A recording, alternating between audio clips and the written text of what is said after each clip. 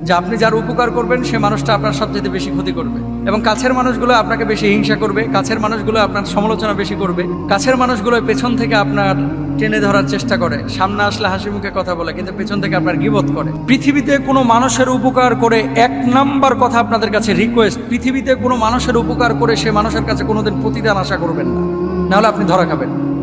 প্রতিদানটা আশা করবেন একমাত্র আল্লাহর কাছে।